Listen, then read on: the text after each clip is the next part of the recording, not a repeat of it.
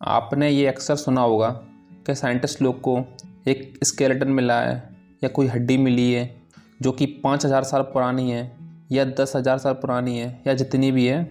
और साइंटिस्ट लोग ये भी बता देती हैं कि डायनासोर कितने साल पहले तक हुआ करते थे। तो आपने कभी सोचा है कि साइंटिस्ट ये सब कैसे बता देते हैं? बस एक हड्डी के मिल जाने से कैसे पता चलता है कि वो हड्डी कितनी साल पुरानी है? तो हम आज इस वीडियो में इस बारे में समझने की कोशिश करेंगे। किसी भी मरे हुए लिविंग बीइंग की डेथ जानने के लिए साइंटिस्ट एक मेथड का इस्तेमाल करते हैं। उस मेथड का नाम है कार्बन डेटिंग। कार्बन डेटिंग एक सिंपल सी प्रोसेस है, लेकिन ये एक बहुत ही दिलचस्प खोज है, क्योंकि इसके बिना हम कभी भी ये पता नहीं कर सकते थे कि ये जो स्केलेटन हमें मिला है वो किस टाइम की जीव का है या किस टाइम के एनिमल का है या फिर ये किस टाइम के लोगों का है। वो लोग कितने साल पहले तक हुआ करते थे या फिर जो भी जानवर हैं वो कब तक हुआ करते थे। इसकी खोज 1946 में साइंटिस्ट विलार्ड लिवी ने की थी।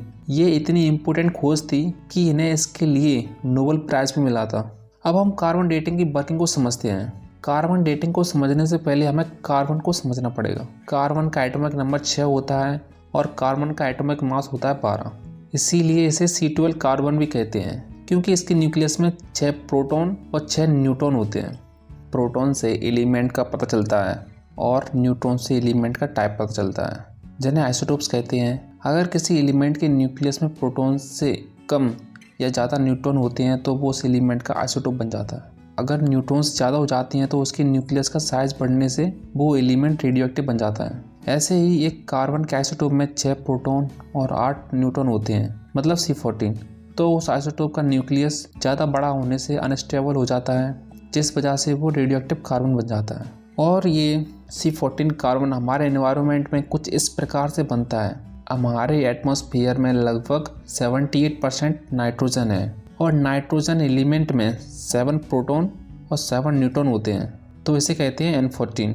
लेकिन यहाँ होता ये है, सन से आने वाली कॉस्मिक रेज, गामा रेज, जो कि एटमॉस्फेयर में मौजूद किसी गैस पार्टिकल से इंटरेक्ट करके उससे न्यूट्रॉन को इजेक्ट कर लेती हैं और फिर वो न्यूट्रॉन जाकर N14 नाइट्रोजन से इंटरेक्ट करके N14 से एक प्रोटॉन को बाहर इजेक्ट कर देता है और खुद N14 के न्यूक्लियस से जुड़ जाता है। तो यहाँ अब N14 में से एक प्रोटॉन के निकलने से इसमें 6 प्रोटॉन रह जाते हैं और न्यूट्रॉन 8 हो जाते हैं।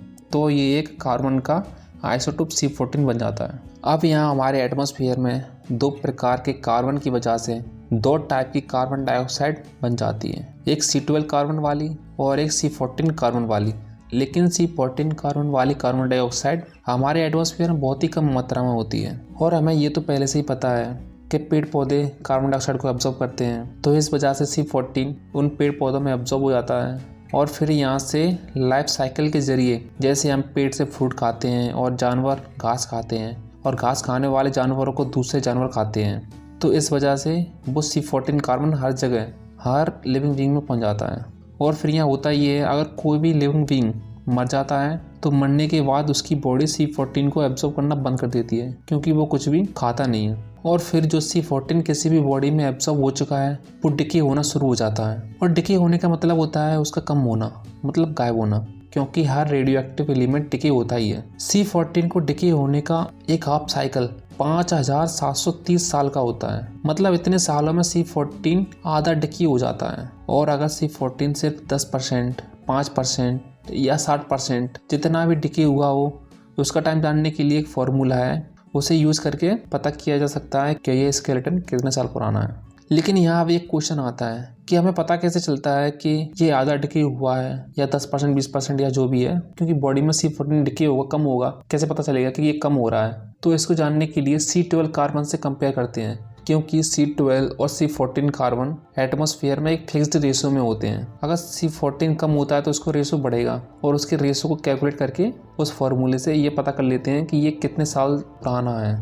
उम्मीद करता हूँ आपको ये वीडियो ज़रूर समझ आया होगा। अगर ऐसा है तो वीडियो को लाइक और चैनल को सब्सक्राइब कर लें, क्योंकि हम आपकी नॉलेज को बहुत ज़्यादा बढ़ा देना चाहते हैं।